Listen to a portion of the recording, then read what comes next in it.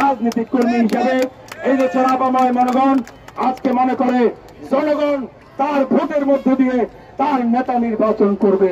সে যেই হোক, আমার ভোট আমি দেব, যাকে খুশি তাকে দেব। সুতরাং আজকে সেই লক্ষ্যে আমাদের রাজনৈতিক দলের নেতা কর্মীদের অনেক দায়িত্ব। আমরা শুধু উল্লসিত হয়ে আমরা যদি অট্টালিকা প্রবাহের মতো যদি স্রোতে পা বাঁচিয়ে দেই, আমাদের উপর সেই অর্পিত দায়িত্ব পালন হবে না। আমি সকলকে উদাত্ত আহ্বান জানাচ্ছি, আজকে থেকে পাড়ায় মহল্লায় আপনারা দায়িত্বশীল আচরণ করবেন।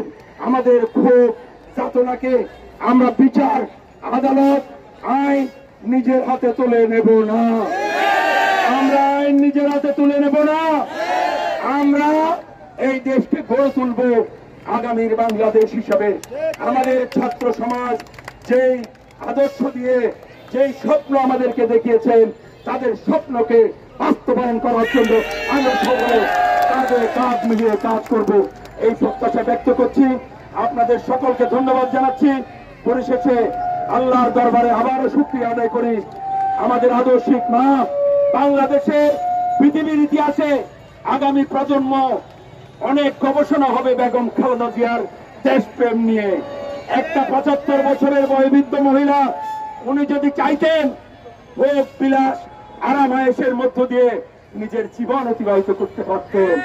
উনি যদি আপোষ করতেন, আজকে মৃত্যুর সাথে পাঞ্জা লড়তে হতো না। ওনাকে চিকিৎসার জন্য বারবার বিদেশ যাওয়ার জন্য ডাক্তাররা বলেছেন, ওনাকে বিদেশ যেতে দেওয়া হয় না। আজকে আল্লাহ রাব্বুল ইজ্জত তাকে এই জালিমদের পতন দেখার সুযোগ দিয়েছেন। আমরা আমার মায়ের সুস্থতা কামনা করি। ইনশাআল্লাহ বেগম খালেদা জিয়ার পরামর্শে, বেগম খালেদা জিয়ার সুপরামর্শে এই বাংলাদেশ তারেক রহমানের নেতৃত্বে, আমাদের নেতা তারেক রহমানের নেতৃত্বে ইনশাআল্লাহ আমরা দেশ বিনির্মাণে কাঁধে কাঁধ মিলিয়ে কাজ করব। আপনাদের সকলকে ধন্যবাদ, বিজয়ী শুভেচ্ছা। খোদা হাফেজ। বাংলাদেশ জিন্দাবাদ।